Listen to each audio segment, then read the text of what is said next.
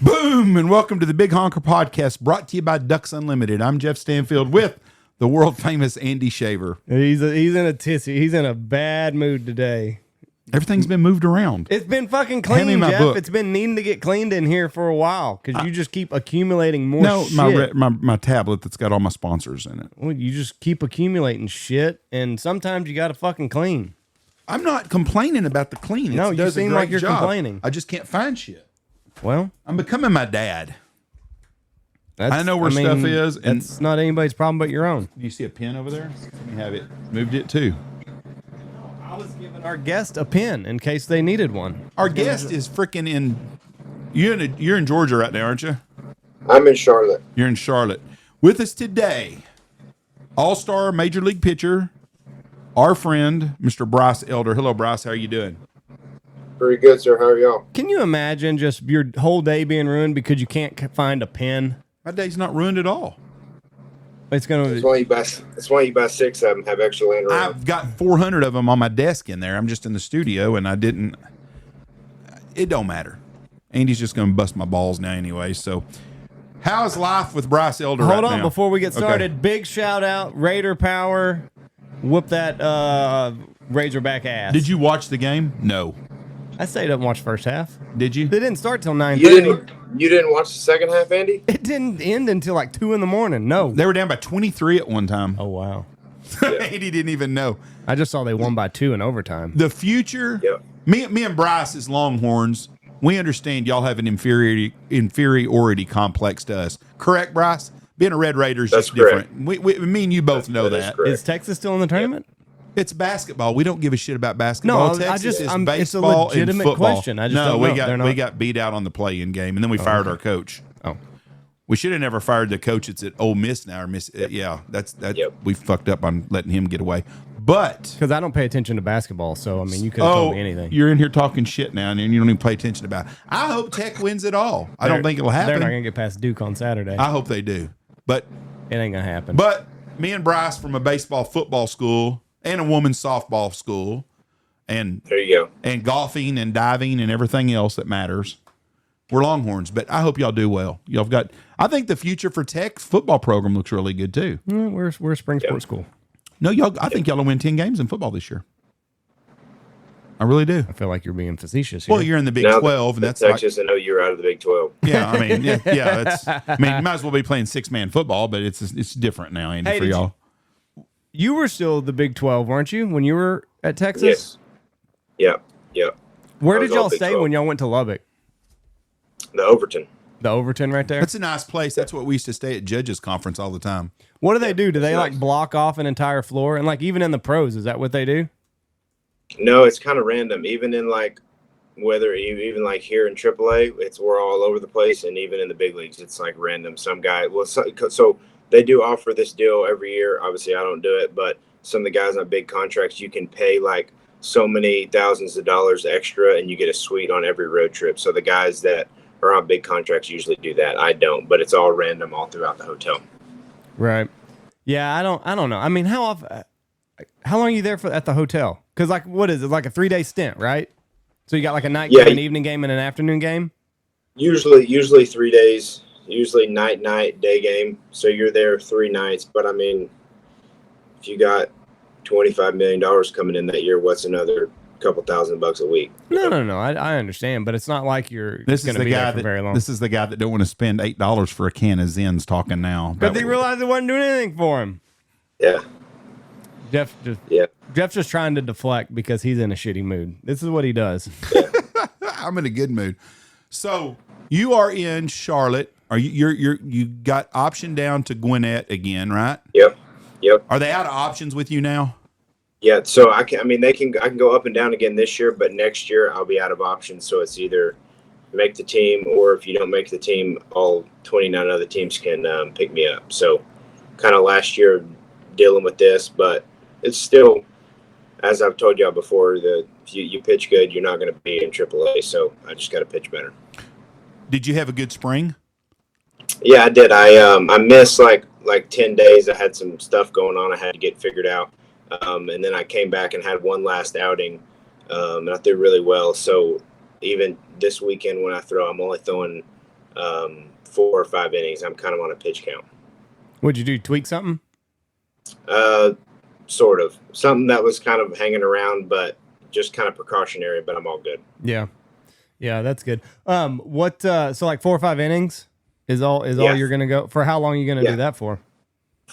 Just so like I'll build up. So I think this weekend is 60 pitches, and then 4 innings, and then the next outing will be 5 innings and 80, whatever. Then I'll be full go after that.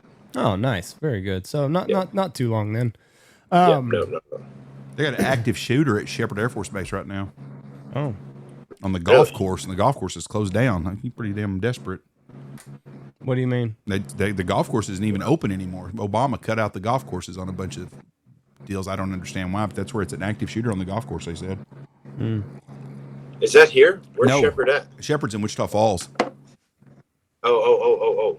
Just saw that. Just got an alert. Just got an alert on it. So your options are up and down. I'm assuming you're an all-star pitcher. You've done really good. That there is a market for Bryce Elder if the Braves don't keep you on their roster. Yeah, 100%. But I mean, also there's like it's kind of, there's a lot to it, and I've talked to y'all a little bit about it at the lodge. But yeah, obviously there is. But at the same time, like, if I pitch bad, there's less of a market. If I pitch good, then I'll be with the Braves. So it's kind of black and white. There's a little bit more to it than that, but it boils down to that. If you pitch good, you'll be in the big leagues, and if you don't, you'll be in AAA. So it's good and bad. It's straightforward. You know what you're going to get. Is that a mind fuck though? Because like I was pitching with the Little League kids last night. No, and like the worse it got, the worse it got. This is like a guy that goes in and buys 6 decoys, never duck hunted before, asking you about, are you having these troubles hunting? The worse it got, the worse it got. Like the hole, once the hole was started to get dug, it just was off a fucking cliff. So like, how do you just ignore all that shit? Well, I mean, that's part of it.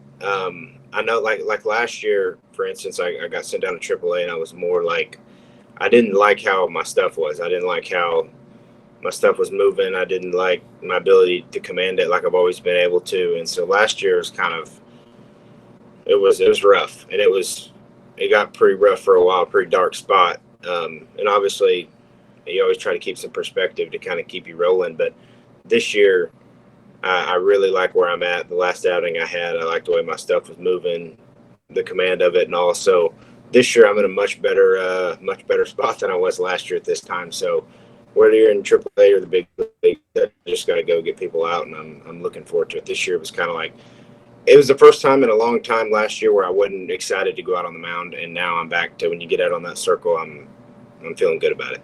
Yeah. I tell you what, I always used to give pitchers shit whenever you'd see them not playing because of a hangnail. I got a little hangnail, Jeff. My shit ain't moving like it should. Yeah. Andy's the only person I know that can throw a no-hitter in a kid pitch game. That's what I'm aiming for. That's what I'm going for. Batting practice. Parents hate you for it. Fuck yeah. The bad thing is, you don't get an applause if you pitch a no-no in kids league.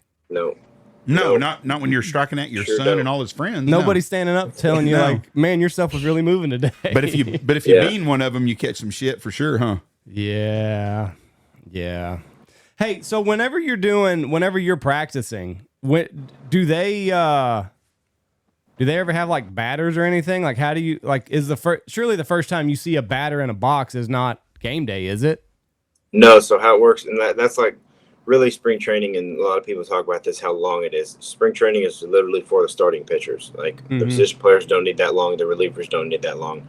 The starting pitchers need the time. So like when you come into camp, spring training, it's like first thing you do is throw bullpen. Obviously, you let them know how built up you are. I threw a lot of pins this year coming in. I was trying to be more ready than I was in the past.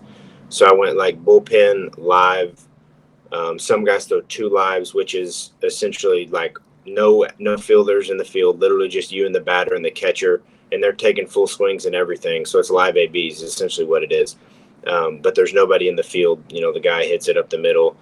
Obviously, there's nobody there. It's literally for the hitter to see live pitching for the first time mostly, and then pitchers to face hitters, and then you work into like 1 inning in the game or 2 innings in the game, and then you slowly build up for the starters to get your arm kind of used to throwing that many pitches. And really, it's not even, to me, and I know a lot of guys are similar, it's more about the up downs. So like you throw the first inning, then you go sit, then you got to come back out and throw. So that's 1 up down, and then for 3 innings it's 2 up downs. That's the hardest part on the arm for a lot of people. Like you could go out and throw a 40 pitch inning and be okay, but if you break it up into 3 up downs, that's harder on your arm because you got to go from hot to cold to hot to cold, and obviously you're not being completely cooled off, but it's still that time, your heart rate comes down, everything cools off a little bit, then you got to go speed it back up. That's the hardest thing. So what do you do like if it's a long inning, like you're in the dugout for a long time, you guys are like really got a lot of offense going? Is there anywhere that you can go to keep your arm loose? Yeah, a lot of guys do. There's a big trend in baseball. It's been going on a while, like weighted balls and stuff. Yeah. So they make these like rubbery kind of balls that it's almost like they have sand in them. So when you throw them against the wall, they don't bounce. And they have like a 5-ounce version, which is how much a baseball weighs. That like I'll go throw that into the wall, or I'll have a set of bands down in the tunnel that I'll go do some bands to kind of keep my arm loose. Mm-hmm.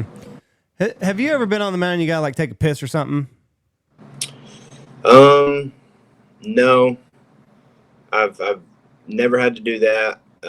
Knock on wood. I probably shouldn't say this. Never had bubble guts or anything like that either. Oh, really? So I've been lucky there. But taking a pee, you kind of know like, oh, I got to pee. Let me go. Right. Let me go pee right quick.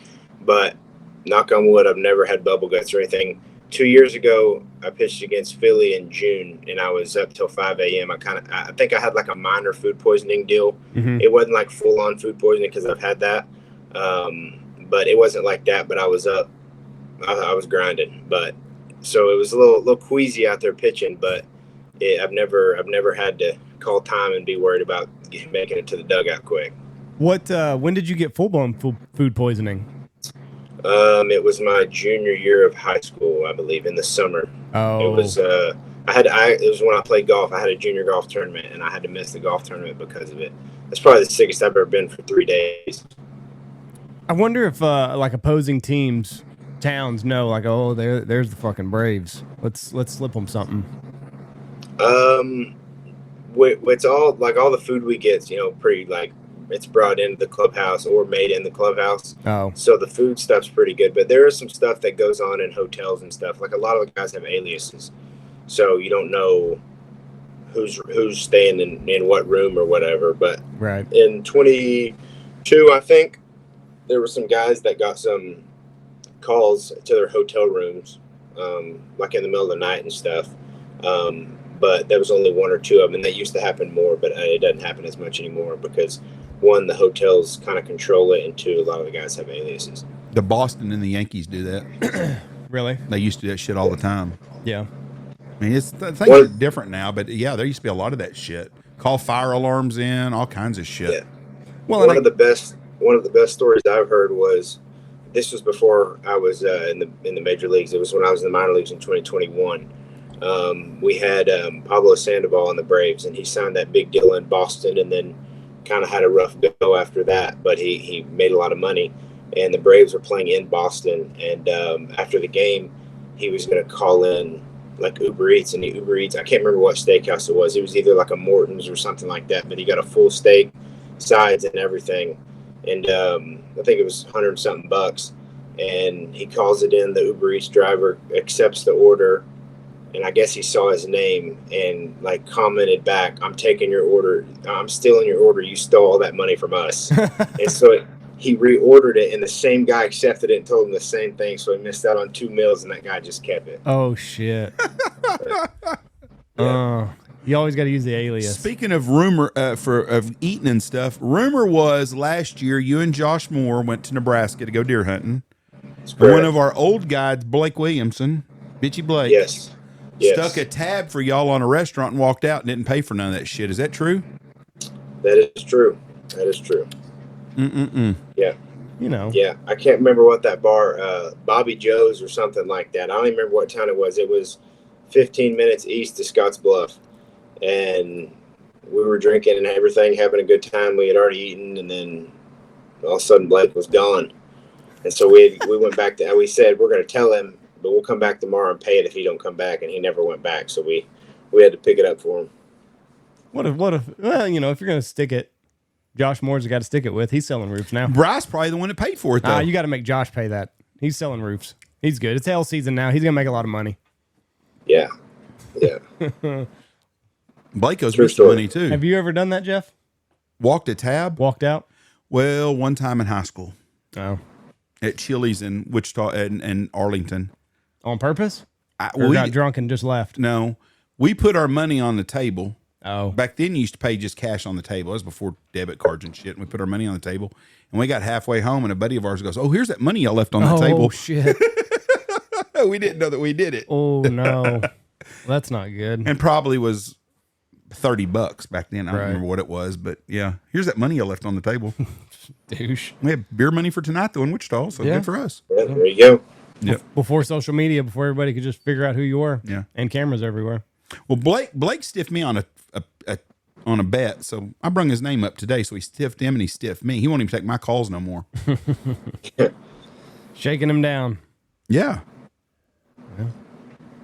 Pay your debts. But anyways, I'd heard that. I was told that last year that he stiffed you guys on that money. So yeah, he did. Well, He did do that. That's pretty sorry. Don't go drinking with him again. Did you shoot a big deer last year? No, I didn't. We there was one. So the first day we were there, last light, we were just burning around at one of the guys Josh knew out there.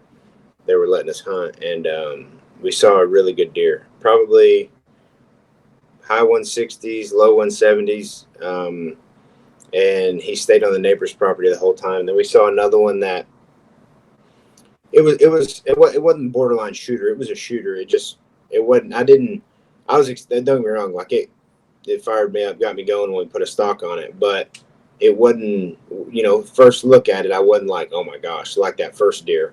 'Cause he was big. But we did put a stock on this deer. I mean, we went everywhere. We walked and we walked and we walked and we walked and played the wind, slow walking, Josh in front of me behind him, and slowly but surely made it all the way, covered every cut, every finger, everything, and made it all the way back to where we were. And he was literally just over the next hill. And Josh got us up to, I think it was 35 is where Josh was, and we saw him. And I back up. We were looking over the top of him, and he was down in this little cut. And I was up on top of it, and I knew, like, okay, if he can't see me, then, or if I can't see him completely, like nothing, I'll stay down a little bit so he can't see me. And we were for sure skyline. The sun was up. It wasn't like it was behind us. Mm-hmm. But Josh was going to creep up there and get a range on him, and I was going to army crawl up there and get set up and try to shoot him. And Josh was literally like on his knees walking, and I'm kind of like hunched over, still standing up though.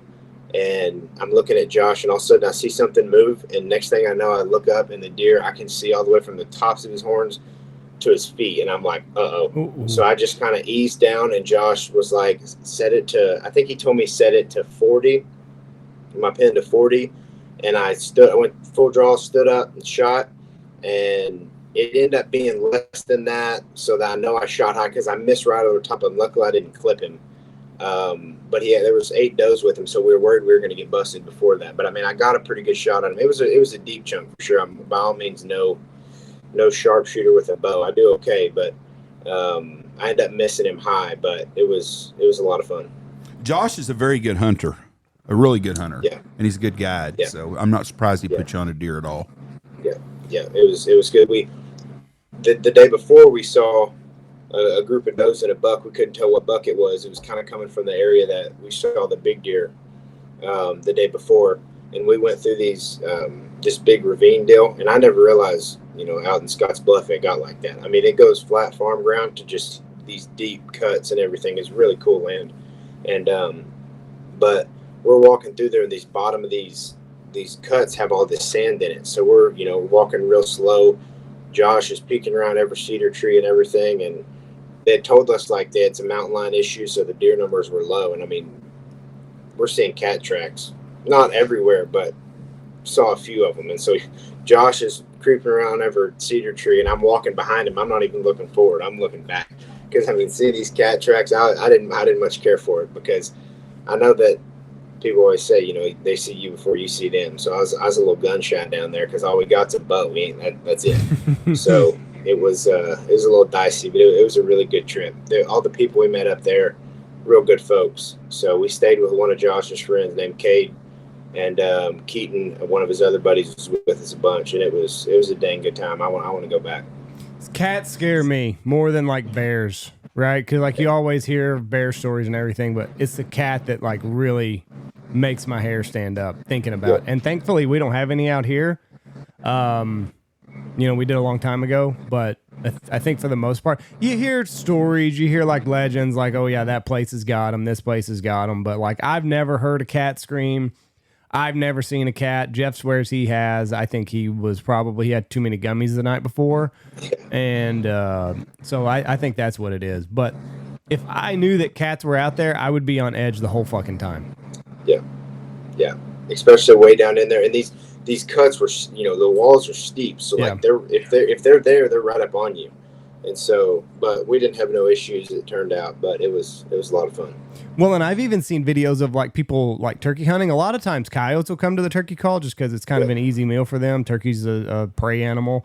So I have had coyotes come into the call, but I've even seen them like guys hunting like in Florida or whatever. And you'll see like a mountain lion, panther, whatever they got down there sneaking up on the turkey decoys. Yeah. I don't know what those are. I didn't know that they had them down there. And I had a buddy 2 spring trainings ago was like, he doesn't hunt or anything. And he tells me the next day, he's like, dude, I saw a mountain lion. I'm like, there ain't no mountain lions down here. Mm-hmm. I don't know what it was. It was almost like a hybrid between a mountain lion and a bobcat. Right. And it was like dark brown. It wasn't, how like a bobcat, has spots, and then a mountain lion is kind of that lighter tan. This was like a dark brown color. And he showed me a picture of it, long tail and everything. And I was like, dadgum, maybe so. Yeah, I think they have some. I think it's a mountain lion, I think is what it is down there, or a panther or something. But something like that. Florida's not a place that I want to go jack around anyway. Like they got everything there can kill you. They got gators, they got poisonous snakes, they got these cougar looking things that are running around out there. Forget Florida. I don't want to shoot because they have the Osceola down there, and I just don't really want to jack with any of that. Yeah. It's I don't do alligators. No. Nope. I don't know. I mean, I'm never really in the water with them, obviously, but still, like if I'm golfing or whatever and they're over there in the pond, they don't bother me. But something about if I was hunting it down in that area, and I don't do alligators. If I go wade fishing, sharks don't bother me at all. Really? But alligators, I don't know. Something about alligators, I don't know. Have you ever had a shark swim by you while you were wade fishing? I went to the coast 3 years ago. And was wade fishing down there, and we had one. I mean, it was just a black tip come in, probably 20 yards from us or whatever, and we just kind of moseyed away from us. So not too close. But the thing that got me was I always thought, because that was my first time going, I always thought you keep your stringer on you. Well, I didn't realize you have a belt and you put this little the rubber. It's like a rubber stringer, and it has a little metal deal on the end. And you stick it in your belt, and then it's like 8 yards long. So you run the fish all the way to the end. It has a float on it, and you throw it way out away from you. And then if a shark comes by and grabs it, or even some other fish, you just pull that metal deal up out, and so it doesn't drag you with it. So when I found that out, I was like, oh, I'm good to go. I mean, if I got 3 fish over here flopping around, that sharks can go for the fish, and I can just pull my thing out, and I'll be good. So when I figured that out, I was completely good with it. Oh, so I didn't know that. I've never wade fished before, but I thought you just had like your fish attached to you the whole time, basically, like chumming in the water. They're attached, but it's away from you. I gotcha. And then if something wants it more than you do, you just let it go. You just let it go. Yep.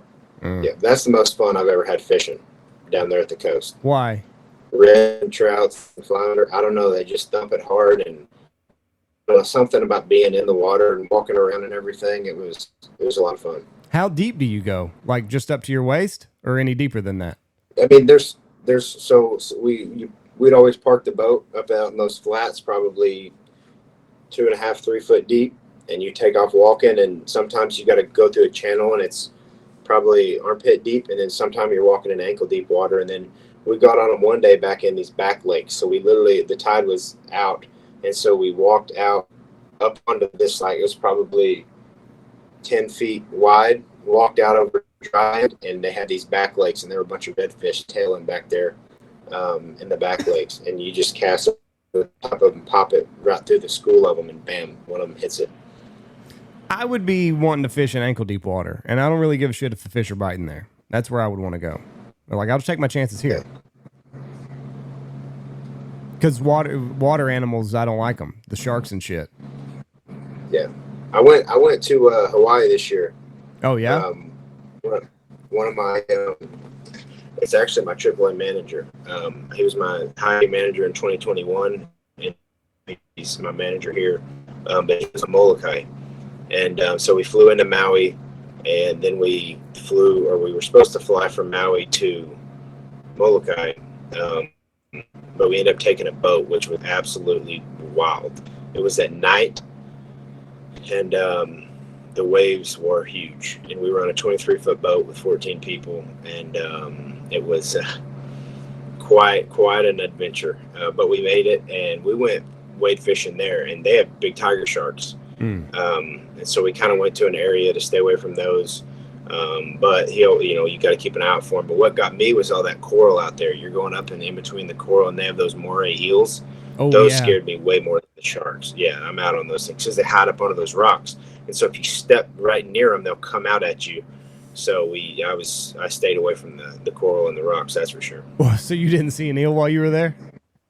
No, we saw, when I was fishing, we saw two like smaller ones that were like turquoise and black.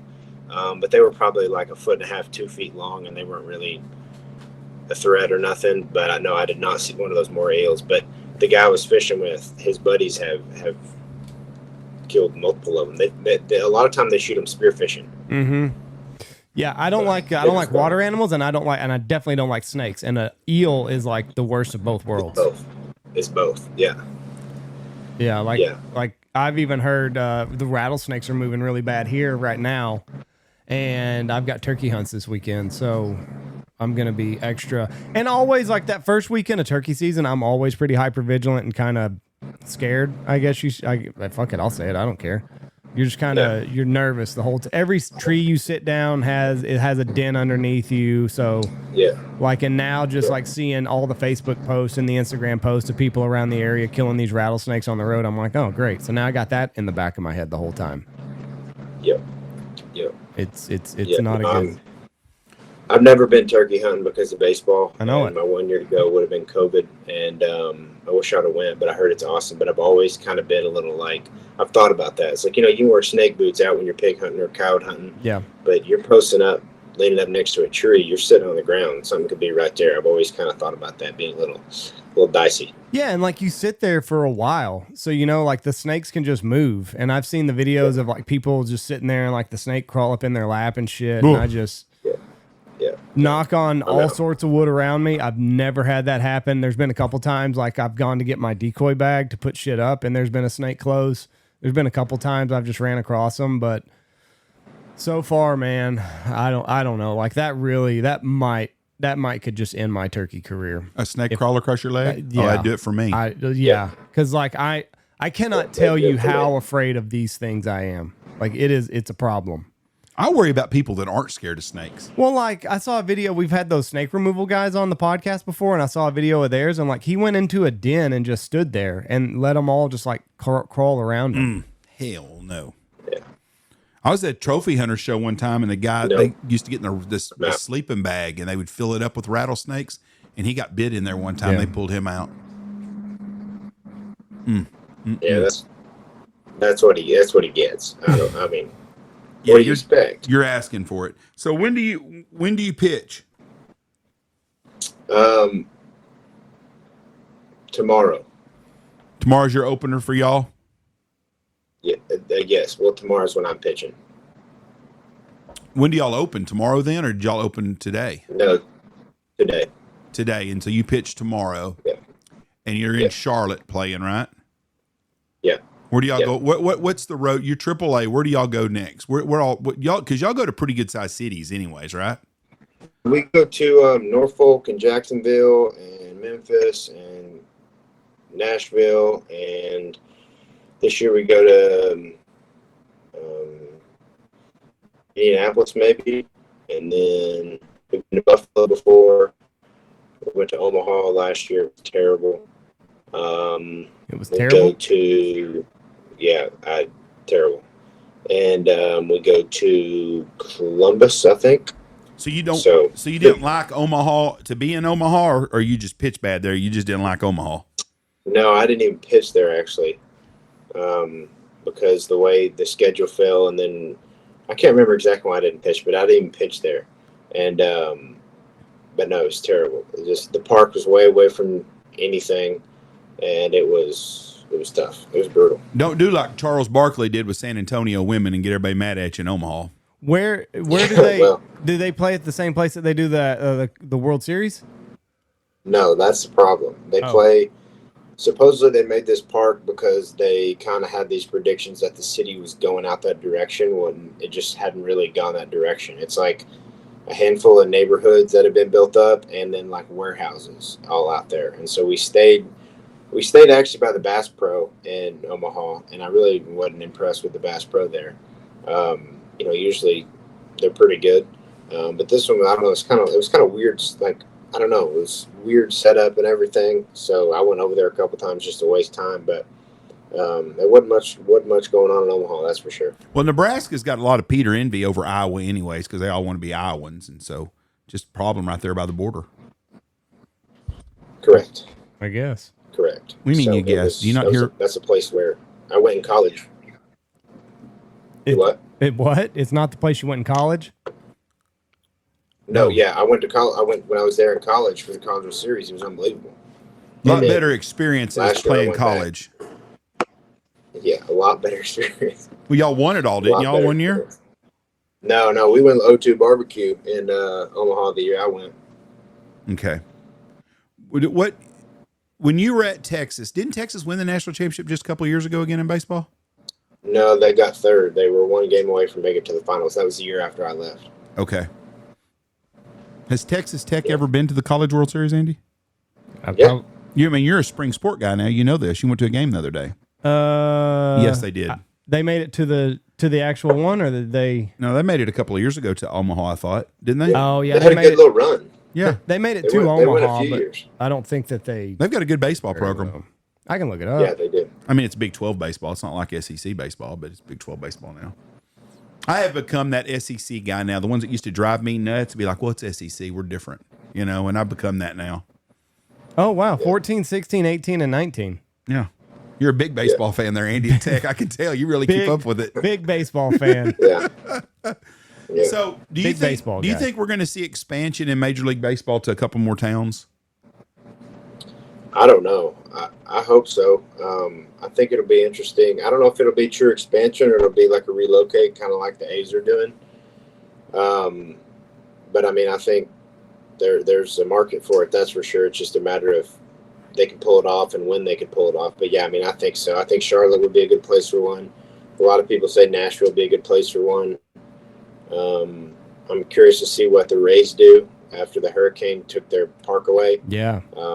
I think that it had been talked about a relocation there too. So I think it'll be interesting. San Antonio is another would be a good baseball town to put a major league team in. Correct. That was another one in between Austin and San Antonio. I know there's a market for it. It's just, I think they would go somewhere like Nashville or Charlotte before because they already have the Rangers and the Astros. But that's not from anything I've heard or anything. That's just my speculation. The owners don't like to give up a piece of the pie, and that's why the NFL hasn't expanded. There's 32 owners making $100 million a year, whatever they get. Well, they don't want to give that up and divide it up and get $90 million and put in two more teams. But Yeah. Or 4 more teams. But the NFL, I would love to expand, except for the fact is there's not enough quarterbacks as it is. Yep. So that would really help. What are the Rays going to do this year? They're playing at the Yankees Spring Training Stadium. Oh, so all year, I guess?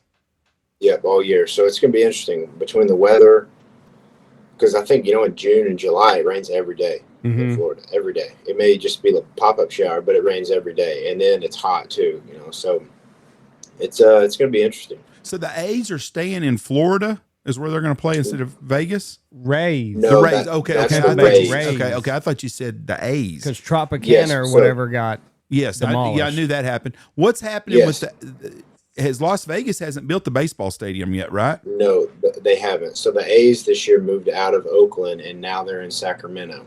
They're going to play in Sacramento this year. That's how much I keep up with the baseball. Are they playing in a AAA park then? I think so. I'm not real sure, but I think so. I've heard that the A's. Well, I saw a like a Facebook did a thing, and it ranked the facilities on every NFL, basketball, and MLB in the United States, and the A's were at the bottom of all of everything. Yeah, I think they had pretty shit deals. In the early 70s, they were a powerhouse, a big-time tons of people. But Oakland's a shithole. I mean, let's don't kid ourselves. That's a terrible place. Right. I'm sure there's some really nice neighborhoods. I went there. It was rough. Yeah, everybody. I mean, they say it's like going to Pakistan or something. It's terrible. Bad part of Pakistan. Yep. What this has nothing to do with baseball, it's basketball. The Mavericks now are wanting a new facility. After they traded Luka Doncic off, I'm not a basketball fan, but it seems to be the stupidest trade in pro sports. They're trading him off. Now they're wanting to hit up Dallas for a new arena to play in the next couple of years. I think the Dallas Mavericks are going to get their ass out of Dallas and go to Vegas is what I think is going to happen with the Adelson's money. Really? Yeah, I don't know. One, I don't know what the deal was with that trade. I don't follow NBA basketball. I like watching playoffs. But I don't know what it was with that trade, but it kind of surprised me because, I think they pulled pretty good in Dallas. But I mean, obviously they'd probably pull better in Vegas. But yeah, I don't know. I don't know if it has to do with they share with the Stars. So I'm sure that's kind of a whipping, changing the court to the ice, the court to the ice. But I don't know. That'll be interesting to see. Yeah, I don't think it's a money thing from people not supporting them in Maverick, Dallas. Cuban sold that to the people that own the Venetian and the Sands Convention Center. Those people want to move it to Vegas because there's not a team in Vegas. I don't think it's anything to do with and that was a stupid ass trade. But the Lakers always get the big guy. They always find a way to become relevant. They got LeBron, through free agency. They got Wilt. They got Kareem. They've always managed to pull in something to keep them relevant. And the NBA, their ratings are crashing. 28% down from the last 2 years ago. So they need Boston and the Lakers to be both good because it gets the East Coast and the West Coast into it. Because people in Knox City don't give two shits if LeBron's playing in my parking lot at the Big Honker Lodge. I ain't going out there to watch him. So yeah. Just like this year in baseball, perfect storm, Yankees, Dodgers. This is good for baseball. It's what they need. Yeah, they want that. Yeah. How many innings of the World Series did you watch? I watched more this year than I did the year before. I probably watched 3 of the games, maybe 4 of the games. Did you watch the Super Bowl? I did. Yep, I did. Did you watch the Baseball World Series, Andy? No, I didn't. That's what I mean. People, I didn't watch the Baseball World Series either. The Yankees and the Dodgers. Oh, really? And I don't want to see them shit. I want to see a small market team. I don't want to see the Yankees or Dodgers. Dodgers. I watched it when the Rangers were in. Yeah, and you watch it when Boston's in it sometimes. Yeah, sometimes. But I don't watch a lot of baseball no more. And baseball guys are the best dudes to be around. I mean, boy, let me tell you, when I went to that Tech game, the guys sitting around me, they must go to every fucking home game because they had every answer to what Tadlock's in his last year here if he doesn't turn things around. They answered everything from football, basketball, baseball, track. These guys were Red Raider homers for life. And they had all the answers figured out. I don't know why Texas Tech hadn't hired the guys that were sitting behind me. Yeah, well, that's the problem. Well, They don't realize y'all did fire Mike Leach. They don't. Yeah, but he locked the kid in the closet. And y'all let Chris Beard get away. He left. Y'all let him get away. Should have paid him more money. I don't think we ever went to the Elite Eight with him. You went to the national championship game, dumbass. National championship game. Yeah, bullshit. You got beat by Virginia. See, you're such a tech guy. You don't even know this shit. Y'all almost won the national championship with him. The guy's a great coach. No, we didn't. How's he doing at Texas? He's not at Texas. He got in trouble for getting in a fight with his girlfriend, and now he's at Ole Miss. And I think Ole Miss make the Sweet 16. They play tonight. Oh, they have a chance to be in the Elite Eight even, Andy. So see there. Isn't that funny that he gets canned for whatever at Texas, and Ole Miss is like, fuck it. That just tells you, like, if you're a good coach, well, there's somebody out there that's like, I think he's we'll into put that under the rug. I think was he into that choking sex or something? No, I don't know. I don't know the whole story. I know it was domestic violence something, and obviously when that happens, so the charges end up getting dropped, and that's when Ole Miss hired him. Obviously, in Texas situation, something like that, you got to let the guy go. Yeah. But Ole Miss, as soon as the charges got dropped, Ole Miss hired him. But even that year when he was at Texas, he got let go in the middle of the year, and it was his team. And then the guy that took over, they went to the Elite Eight. Yep. So that was all his guys. So he had that going for him too. But then that happened, and then Ole Miss sacked him up. Yeah. I just looked this up somehow because I was looking up the Texas Tech World Series appearances, which we're a powerhouse. I didn't even know about. The assistant baseball coach makes $370K a year. Yeah, they've had a great program. The assistant baseball coach. Well, y'all, what do you want him to make? That seems like a lot of money. They're going to College World Series. I mean, yes. Wow. College pitching coaches make more than big league pitching coaches. Why? Because in the bigs you got it all figured out. No, no, but. It's always been like that. That's why a lot of guys, they bounce back and forth.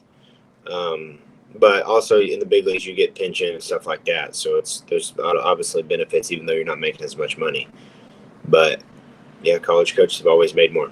What's Tadlock make at Tech then? I don't know, but you can have a hell of a good life for $370,000 in Lubbock, fucking Texas. I bet Tadlock's making $3 or $4 million. I bet he makes. I don't mark my word because I really don't know, but I bet he makes around $1 million.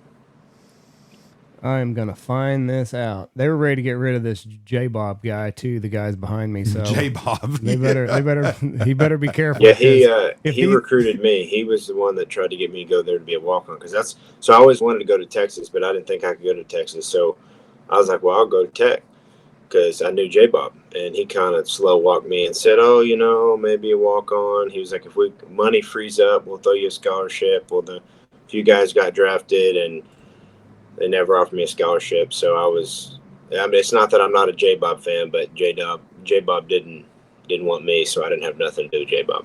Well, he just wanted you to walk on, Bryce. Yeah, I wasn't going to. Tadlock, 7-year, $8.9 million. So he makes 1.25 a year. Yeah.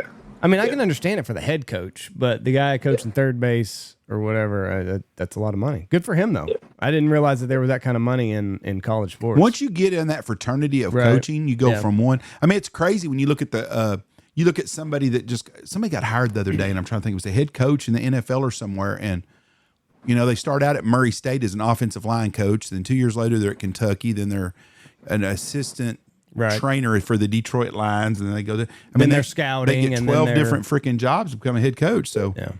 Or even like the general managers, who one of the new general managers, like, you just got to get your foot in the door.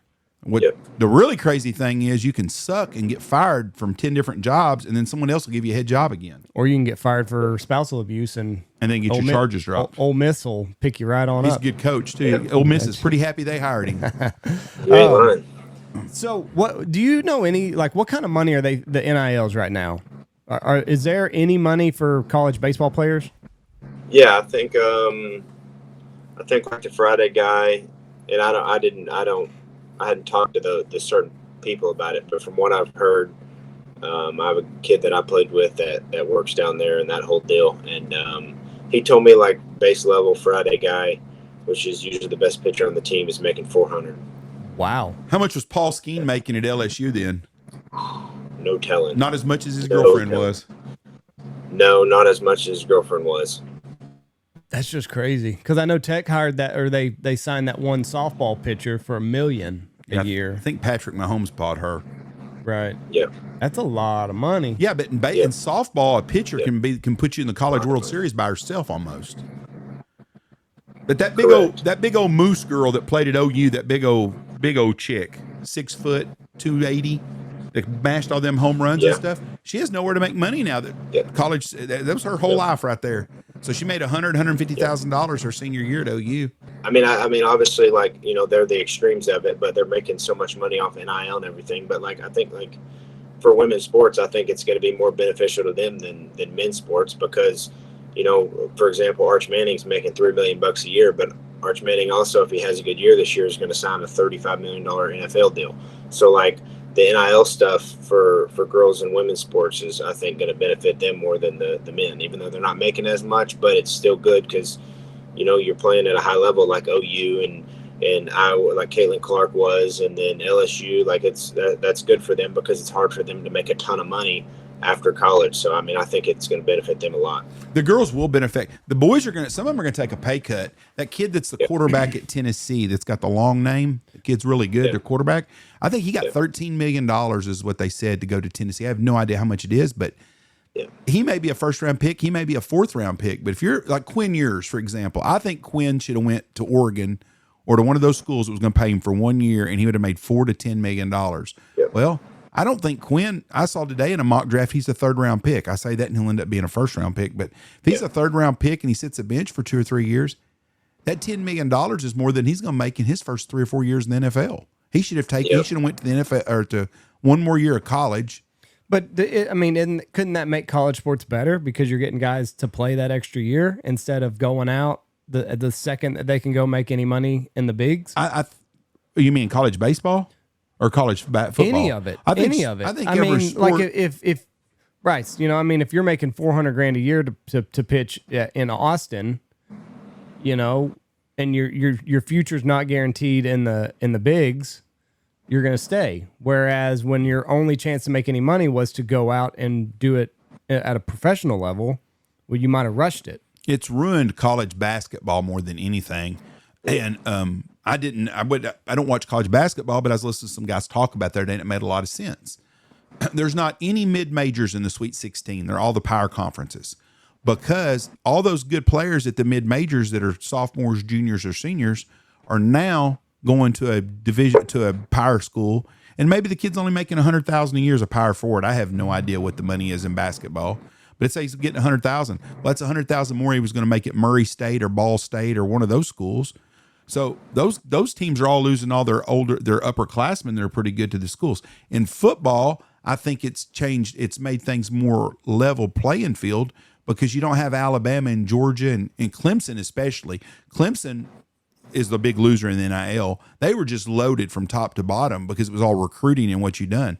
Now it's about money, and so our school, University of Texas, has been a benefactor because they got the money and they've got some depth. I mean, hell, Texas has got like 8 kids going to get drafted in the NFL draft again after last year's class because they can keep their players, where a lot of schools are losing their players now. But I do think the girls get a better outlet with the NIL on sports that you can't make money, like softball, which is a really good game. Outside of college football, it's my favorite collegiate sport is the girls softball.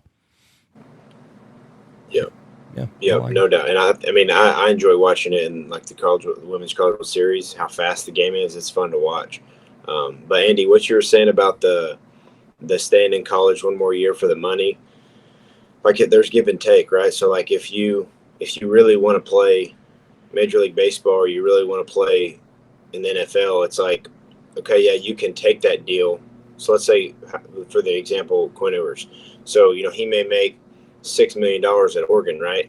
Well, there's also something to be said for he gets drafted. Let's say it's in the 6th round, you know, the last round, and he only makes $2 million in the draft. There's still something to be said for that year of experience in the NFL, on an NFL team, in an NFL clubhouse or locker room, underneath, okay, let's say gets drafted by the,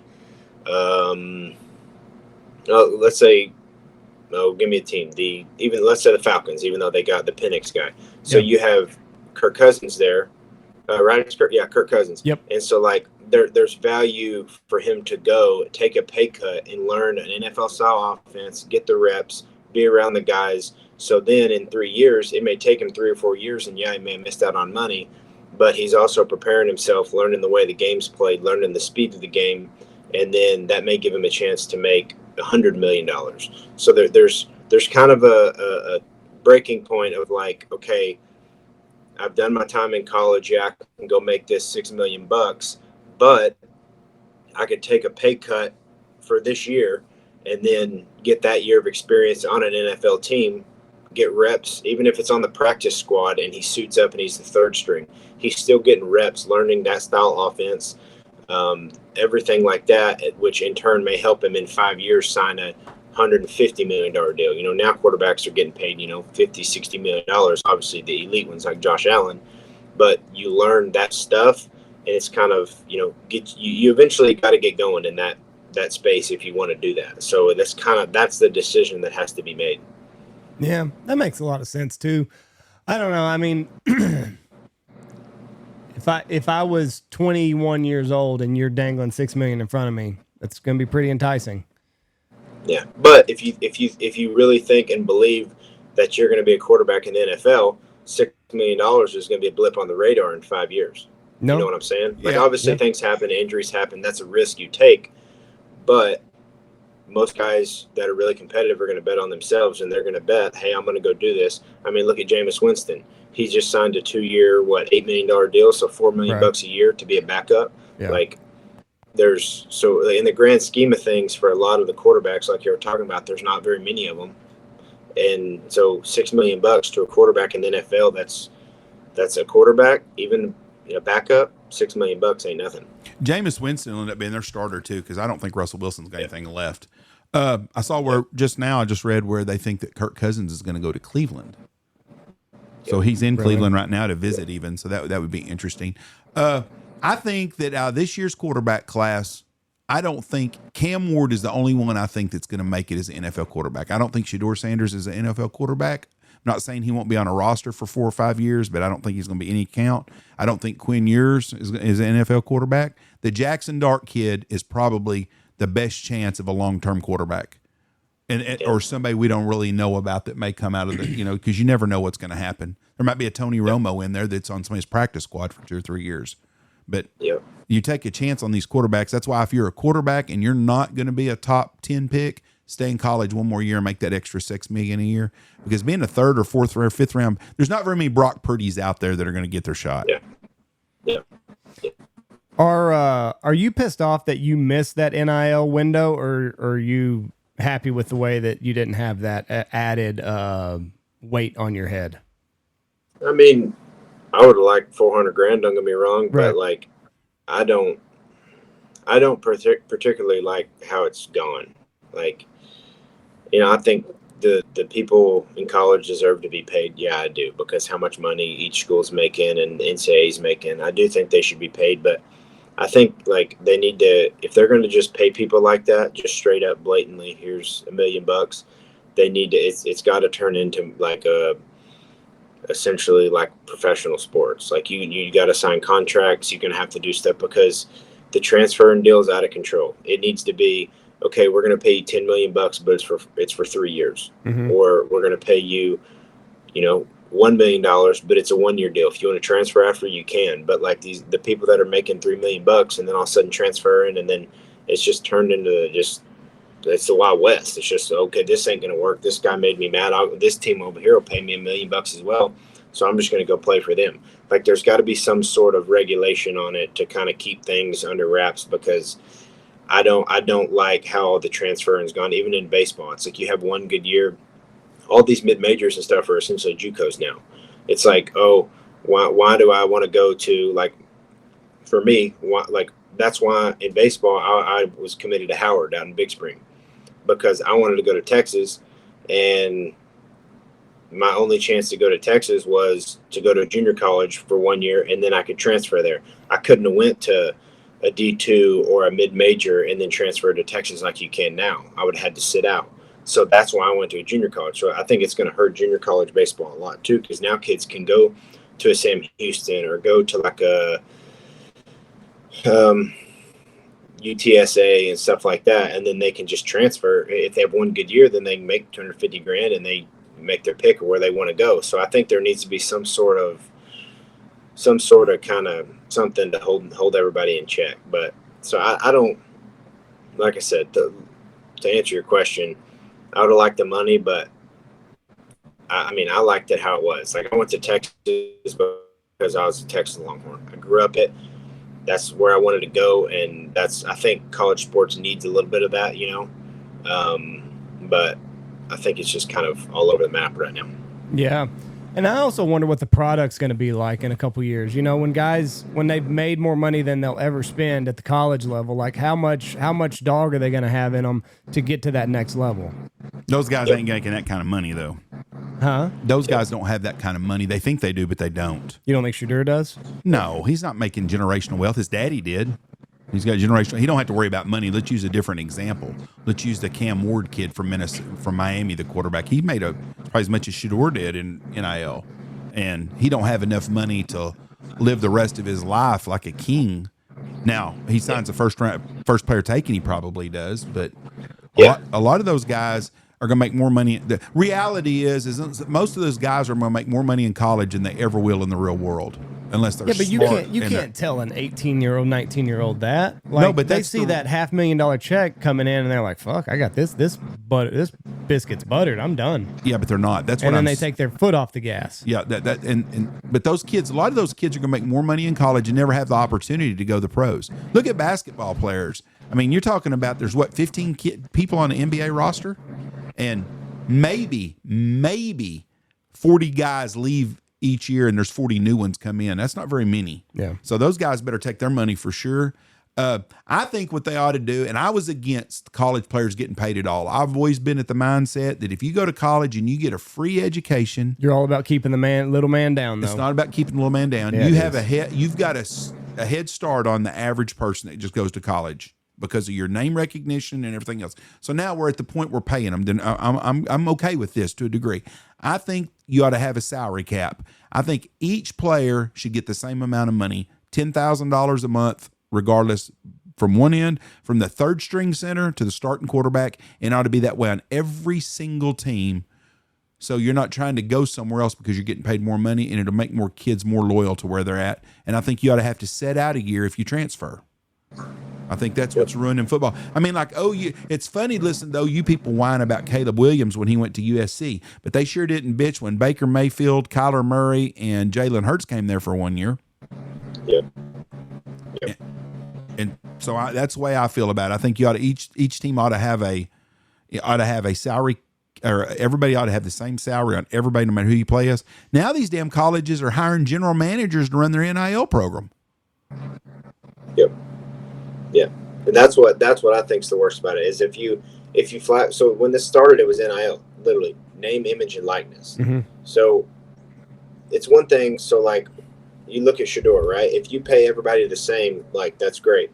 Shadur has I don't know how many. I don't have Instagram right now. I deleted it about 6 months ago, but if I could look right now, what does he probably have 1 million followers? Okay, if he's making money off Instagram and doing commercials, okay, that's a completely different deal. That's true name, image, and likeness. Because me sitting here, kid from Texas who knows who Shadur Sanders is, okay, if he's on commercials and stuff like that, yeah, absolutely, he should overall in a year make more than the backup center. But I think you're like the right idea there in paying guys the same amount from the school.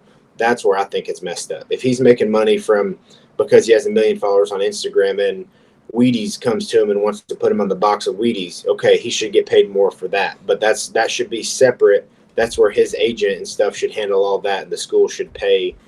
The school should be regulated more. If he wants to do stuff outside of the school, I think that's where they need to make more of their money rather than just getting paid from the school. 2.1 million followers is what he has, almost as many as Andy does. Yeah. Like that, he should like. He's making a lot of money every post he makes, which that's fair. He's got 2.1 million followers. He should be like, that's a really, really, really big following. Whereas rather than just getting a check stroke from the university, if he's making all his money from that, I'm good with that. What happened? He built those up. What happens on the negative side of that is what you said about, well, if he's doing commercials for a company, that's where you get into the problem, because then you got the local car dealer down the street and says, hey, I tell you what I'll do. I'm going to give you a brand new Corvette and I'm going to pay you $1 million a year. So then we're right back to where we're at now, where these players are free agents, but it's the boosters that are doing it, which they're doing now anyways. And that's where I think we need to cap it at a price. And I strongly believe if you transfer, you should have to set out a year. Yeah. This free agency bullshit is ridiculous. And the damn transfer portal during bowl season. And if you sign, like you said, if you get a 3-year contract for $3 million to go to college, you should have to play all 3 years. I wouldn't give them the money. I would put the money in escrow or something, and you don't get that money until after you get a percentage of it, but you don't get the bulk of it until after you complete your contract. Because you give a kid $1 million and he doesn't fulfill it, what are your chances of getting some of that money back from him? Zero. But the colleges have done this to themselves because they sell themselves out. Like A&M signed that receiver that was at Texas Tech. They gave him an ungodly amount of money. He can set out any game he wants as long as one of 5 people say he's too injured to play. His mom, him, his girlfriend, his dad, and a neighbor or something. Not even a fucking doctor can sign off he can't play. And I blame us all on LeBron and load management. By God, you get paid, fucking play. Could you imagine you not pitching in a baseball game during the regular season because you're tired or you just don't want to play, so we're going to let you off for a couple of weeks? And basketball is different because it's the same 5 players play a game. But if you save your money to go watch LeBron play basketball or any other one, not just LeBron, and you pay money and that's your favorite player, and then he's just not going to play that day because they're going to let him rest for a couple of days, and you spend all that money to take your kid, I think it's a bunch of shit. Yeah. Yeah. Jeff's all about just, you got it all figured out, don't you? Somebody ought to hire you. Yeah, I keep asking. Somebody ought to hire you, Jeff. Well, I can promise you right now, if the Dallas Cowboys hired me, we wouldn't be stuck to $60 million for Dak Prescott for the next 7-8 years. Dumb contract. And but that goes back to there's not enough QBs. Like, right. I'm not the biggest Cowboys fan, and like I watch them on Sundays and stuff, and I'll root for them.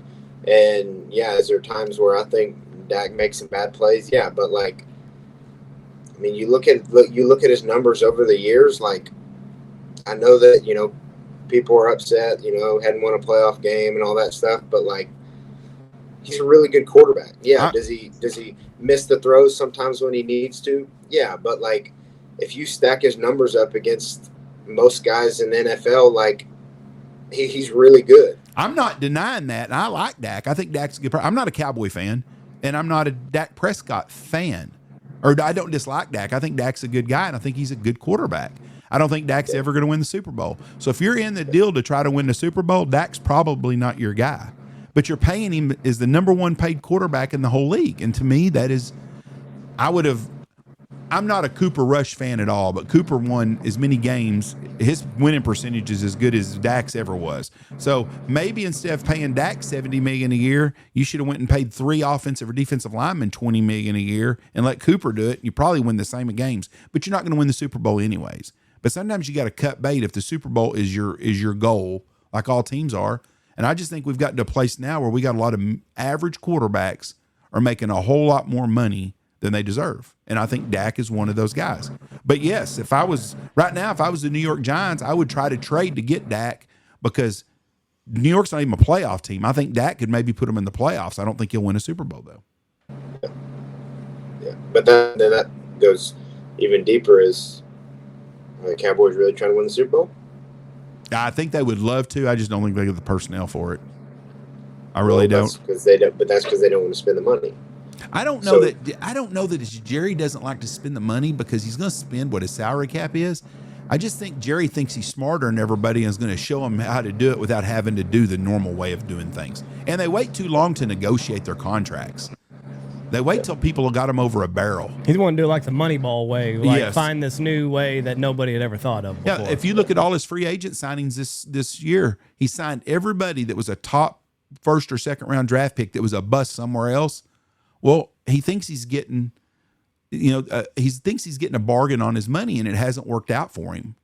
But then he's going to give that Diggs guy, $25 million a year or something. And he's not very good. He's very overrated. I mean, he has a lot of interceptions, but he gets burned all the time. So I don't know. As someone that's not a Cowboys fan, I hope they keep it up. My Super Bowl pick right now today would be Cincinnati and Philadelphia in the Super Bowl as of right now. I think Cincinnati, I think everybody in the AFC got lucky Cincinnati didn't make the playoffs last year. Yeah. Joe Burrow was good. He is. He's very, very, very good. And that's my pick right now going into the season. I would take Cincinnati and Philadelphia because I wouldn't know who I'll say. The Redskins, I love the Redskins. That's my team, but I just don't think they're a Super Bowl team yet, and they may be. I think the Bills will break through one of these days. I said that last year and ended up with egg on my face. They just can't get past the curse of Mahomes. Raider boy. Did you see that the NFL is going to change their how they mark first downs now? They're going to use that camera up above, it looks like. Yeah, I don't like that. And they said if they'd went with that Allen did have the first down. I don't like that. It was piss poor offensive. Buffalo beat themselves with their play calling in the fourth quarter. It was absolutely terrible. Hey, do you think, speaking of like all this, do you think that there will ever be a transition away from like human umpires? They're testing it all right now. But I don't like that. Here in AAA, it's the challenge system. You get how many challenges do you get? Each team gets 2 for the whole game. If you get it right, you keep your challenge. If you get it wrong, you lose it. Okay. So it's just a matter of, making sure you get it right. And but last year we tried ABS, which is automatic ball and strike or something like that. Yeah. And the umpire has an earpiece, and it's like instant. So it hits the zone, and something tells him ball or strike. And if it's strike, it's quick. He says strike. If it's a ball, it's a ball. But they it was tough. The zones were way tighter because the zone in that is actually an oval. It's not a square like you see on TV. Yeah. And so like your stuff hitting the corner up and in and down and away and down and in were balls. And now with the challenge deal, it's all about like if you see they test it in spring training.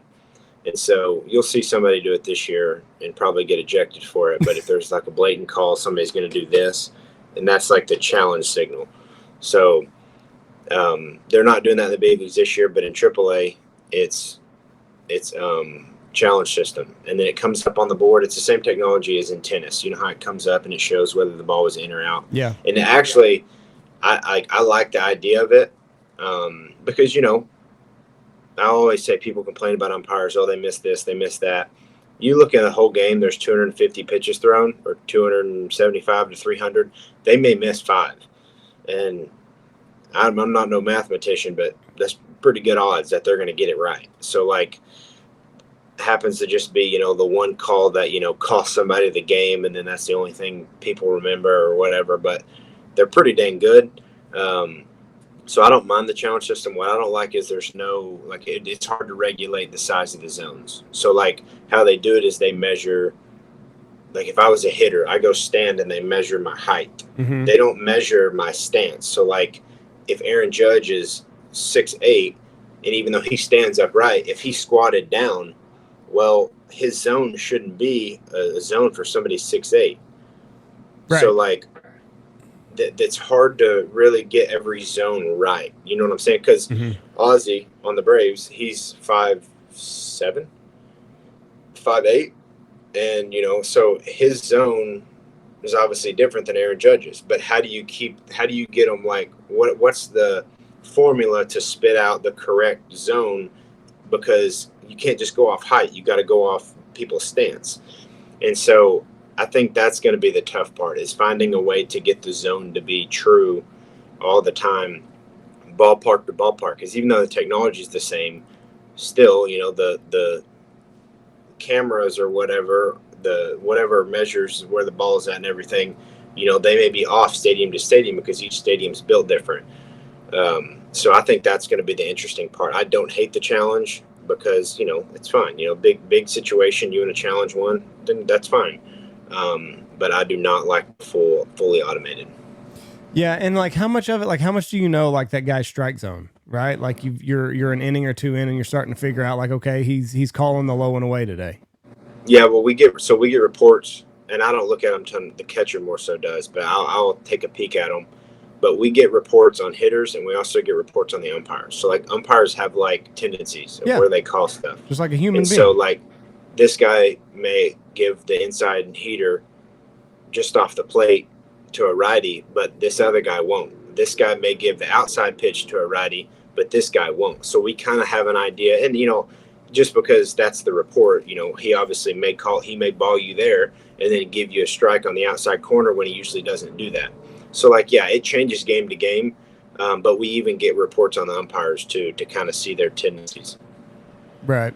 Yeah. I don't know. Like, I understand like human error can be frustrating, especially like in big moments and shit like that. But it's kind of just part of the game. And I don't like going away from all that and having these robots and everything doing it. Number one, like, who are you going to bitch at if the call goes against you, right? Like, that's part of the fun of being a fan and being at the game is, Yeah. It's the gamesmanship too as a player, Right. Yeah, exactly. So, I mean. And even though I'm a younger guy still or doesn't have a ton of time, like, obviously if I nut the pitch I want to throw against Manny Machado, like, I know Manny Machado is probably going to get the call before I'm going to get the call. And that, I'm not saying that's how it should be because a lot of people disagree with that, but like Manny Machado's got 12 years in the big leagues, or maybe more, maybe almost 15 now. So like he's done his time. It's just like life, people do their time. They get treated a little bit different. So obviously it sucks, but one day if I got 15 years, I'm going to want that call. So I think that's part of it. Yeah. I was at a baseball game. I went with Jim Kern one time, played in the majors for 12, 15 years, and we sat on the front row at a Rangers game. And the umpires all waved and talked to him because he'd played, and it was the same umpires for years. And I thought, well, that's pretty cool that kind of relationship. You play a long time, you get to know those guys. Yep, 100%. And they obviously are calling the game, and sometimes they, want to control the game more than they should. But I mean, just like Andy said, they're humans, just like all of us, and they want to have a good game just as much as we want to have a good game. That's their job. And so, I always try to be nice to them, and you get to know some of them over time because, even if they yell at you because you showed them up, and that's the biggest deal, is not showing them up. If you think a ball was a strike, don't sit there and ask. Obviously, where he balled you at. If it's a borderline down pitch and he called it a ball, and somebody asks where is it, well, obviously he thought it was down. So like, as if you are respectful and kind of don't show them up, and they're good with you question them and everything like that, but it is cool, to get to know them, and they're just like Andy said, they're people just like all of us. Well, I think it'd be a lot easier to umpire baseball than it would be a football official. Other than behind the plate, I would not want to be behind the plate. But I think being a baseball umpire wouldn't be near as hard as being a football. I think even football, it's pretty well broken down. I think there's so many of them out there. Like, he's only watching this. This is all he's responsible for. It's right here. Well, you could call holding on every play in the NFL. 100% you could. But you imagine the pass interference. When you're watching it on TV, it's, that's interference. And you watch a replay. Oh, he damn sure missed that. Well, there's one thing. There's one thing seeing it on replay, and there's one thing watching it in real time. Yes. I agree, but a lot of times but those guys don't have replay to go by. They make a call right then, and then when they see replay, because when you watch it, you're like, oh, that's interference. Then you see it on replay, oh, it really wasn't interference, but vice versa. But it's a tough. I think football would be tough because the bang bang shit all the time. The stupidest run the football is a stupid. What's a catch and what isn't a catch? Yeah, you should take 2 steps. If you take 2 steps and you got the ball in your hand, it's a catch. Yeah, and maintaining a football move and all that shit. I even saw in the in the March Madness tournament, there should have been a travel call, but the way the rules written is he was like going from hand to hand with it as he was walking, and that's not clear control. So it's 2 steps after you have clear control, and the way that he was kind of bobbling the ball as he was going in there, it was technically a layup, and a no travel call should have been there. But if the guy's watching, it's like he just took 5 fucking steps. But it's like he didn't have clear control. He's not traveling. Baseball's simple though. You catch the ball or you don't catch the ball. You either have your foot on a base when someone's trying to steal, or you tag them. When you watch replay, it's cut and dried usually. Yeah, and we do have replay now, which helps. Right. But let me tell you what, that the game of baseball is slow. And it takes a while, even with the pitch clock and all that now. But when that ball's put in play, that game moves fast. Yes, it moves really fast. It and does. I think a lot of people don't realize that, because on TV it looks slow, and even when you're at a game it looks slow unless you're down like within the first 5 rows. But when that ball's put in play, it happens quick. That game is moving fast. Yeah, it's amazing how the outfielders' arms to the bases is what's crazy. Yeah. I mean, I watched the old video the other day of Bo Jackson. He might be the greatest athlete of all time. Yeah, probably What a cannon he had. Yeah. Yep. Yeah, and I mean, it's incredible what guys are doing now. Even at the college level, like when we were at the Tech game, like it was Tech versus TCU, everybody there had a fucking cannon on them. Yeah, they're all good. You know, I mean, it's just from the fence all the way in. It was impressive to watch. But the game is, you guys are definitely getting stronger as we go on. How many guys in your locker room don't speak English? Like when you say don't speak English, like English is their second language? Yes, like because there's a big portion of pro ball players are from South America and Dominican and stuff. How many of them don't? Because I know it's everywhere, because I talked to a buddy of mine that played in the pros for a long time with like Pedro Martinez. It wasn't Pedro, but it was another big name guy. He spoke no English. I think it was one of El Duque, whatever his name was, one of those. Yep. On the Braves, I think there's probably realistically one guy that doesn't know English. The rest of the Latin guys, they know English, and you can carry on a full conversation with them. Yeah, a little bit of an accent and like kind of piece together sentences, but you can carry on a conversation with them. But one guy, it's hard to talk to him. But most of them know English, and a lot of them know English better than I don't want to say they put off, because that sounds bad, but like those guys, and I don't blame them, but they use a translator to make sure they don't say something wrong, because that has happened before, and I don't blame them for that. It's what's crazy how you find, because there's some teams will have 5-6 guys that don't speak any English. I mean, they've only been to America a couple of years, and they hadn't learned all of it, but they're baseball players. Or when we was getting the Cuban players coming here, I rode in an Uber the other day in Fort Worth with a guy that spoke absolutely no English at all.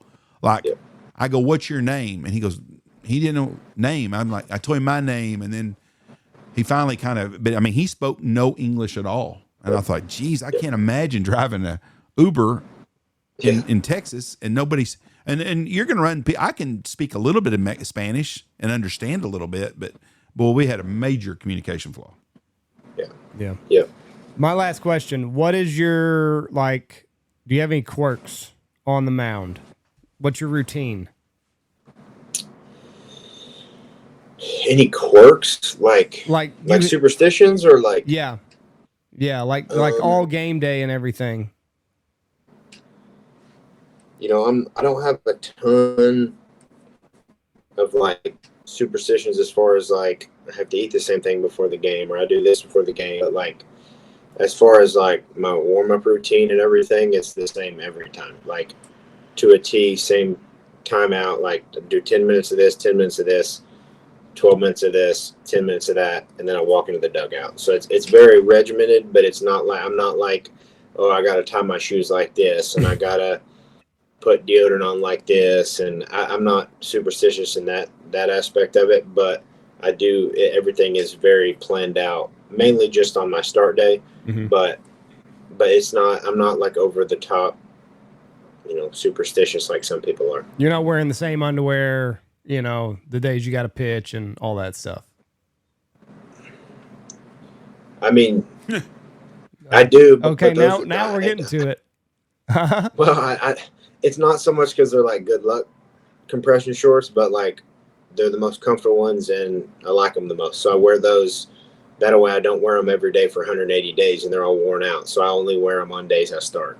So is it a superstitious thing? No, but I guess it could be like, okay, like I have stuff set out. Like those are, that is the same way with my glove. I have the same glove I start with every week. And it's not because, oh, this is a lucky glove, but like, that's my gamer glove. Okay. And that's what I wear on game day, and I don't wear it the rest of the week. I don't think it's necessarily like, you know, you hear stories about people who do the same thing on their start day because this, you know, I don't have any of those really. But I do have some stuff that I wear only on game day rather than other days. Okay, last question, I promise. What is the weirdest routine that you've seen or superstition? You don't have to name names or anything, but like walking through a dugout and you're like, what the fuck is that guy doing? And then your guy next to you is like, just let him be. A big one, it's not like really outrageous. It's just very like apparent is certain guys set their bat the same exact way on the bench every time. Oh. And it's not, I know that's not like a crazy one. But certain guys, like if you move somebody's bat, they get pissed off. Like they want their bat to be sitting right there, and that's where they're sitting if they're in the dugout, not standing up or up on the top step or whatever. But a lot of guys have their stuff set out and have exactly where they want it to go. Is the dugout, like where you sit in the dugout, is that pretty well the same game to game? Like the same guy sits in the same spot in the dugout every time? For the most part, yeah. Yeah. Yeah, everybody kind of has their place that they sit. And so it's, as far as that goes, yeah, it's pretty, guys are pretty specific on how they want stuff. Yeah. Well, can't blame them. Everybody's quirky. Everybody's quirky. You're, getting paid a lot of money to perform, so you got to give yourself every advantage that you can. Bryce, that's right. Michelle told me to tell you hello and said she'll see you in November. You take care of yourself. Right. You have a good season. If we're in the part of the country you're in, I'll sure give you a text, bud. Okay. All right, bud. Alrighty. Be safe out there, and we'll talk to you later. Have a great season. Be safe on the road, and we'll see you this fall. Thank you, and God bless you, bud. Thank you. Be safe. Y'all be careful. Great now kid. Figure out how the fuck to hang up. You don't know how to hang up? Oh, Bryce did it for me. Well, there you go. Nice. All right. Thank y'all for listening to us. God bless y'all, and have a great week. Bye. I was not ready for that. What did I do wrong? Nothing. I'm just trying to get out of this. And I thought I did something. You're ending everything. Bye, everybody. Watch for deer. Go check out all of our sponsors. Go check out MLR Graphics, Mossberg, Stanfield Outfitters, Mallard Bay, Mitchell Chevrolet, Lucky Duck, Looking Glass Podcast, Dirty Duck Coffee, Shin Gear, Dive Bomb Industries, Ducks Unlimited, Pacific Calls. Use our promo code BHP25 for 25% off at checkout, and Boss Shot Shells.